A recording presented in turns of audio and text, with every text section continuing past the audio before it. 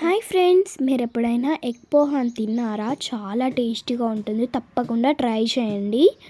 First ఒక ప్యాన్లో oil వేసుకోవాలి. ఆయిల్ దీనికి కొంచెం ఎక్కువగానే పడుతుంది. ఆయిల్లో ఆవాలు, జీలకర్ర వేసుకోవాలి. ఒక 1 స్పూన్ ఆవాలు, ఒక 1/2 స్పూన్ జీలకర్ర వేసుకోవాలి. చిట్పట అనే వరకు వెయిట్ చేయాలి. ఇప్పుడు ఆనియన్, పచ్చిమిర్చి, కరివేపాకు, కొత్తిమీరని వేసుకుంటున్నాను.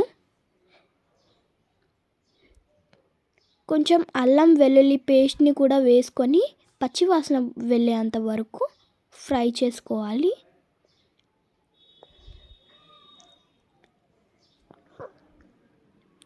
వినడానికే చాలా కొత్తగా ఉంది కదా ఎగ్ పోహా. ఇప్పుడు కొంచెం పసుపుని కూడా వేసుకుంటున్నాను. టేస్ట్కి సరిపడంత ఉప్పుని కూడా వేసుకోవాలి. ఇప్పుడు ఎగ్స్ని వేసుకోవాలి. నేను 4 ఎగ్స్ని తీసుకున్నాను.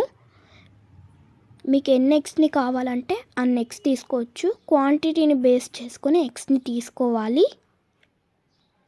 వెంటనే కదపకుండా ఒక 2 మినిట్స్ వెయిట్ చేసి మిక్స్ చేసుకోవాలి. తర్వాత మళ్ళీ ఒక 5 to 6 మినిట్స్ వెయిట్ చేసి మిక్స్ చేసామనుకోండి, మనకి ఇలా పొడి పొడిగా వచ్చేస్తుంది. ఇప్పుడు మనం ఒక బౌల్లో అటుకులను తీసుకొని కొంచెం వాటర్ పోసుకొని నానబెట్టుకోవాలి. ఇప్పుడు నానబెట్టుకున్న అటుకులని మనం ఈ ఎగ్ మిక్స్చర్లో వేసుకోవాలి.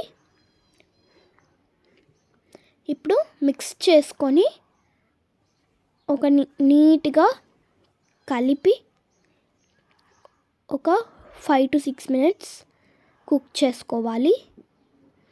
తర్వాత క్యారెట్ తురుముని వేసుకుంటున్నాను. మీకు వద్దంటే స్కిప్ చేసుకోవచ్చు.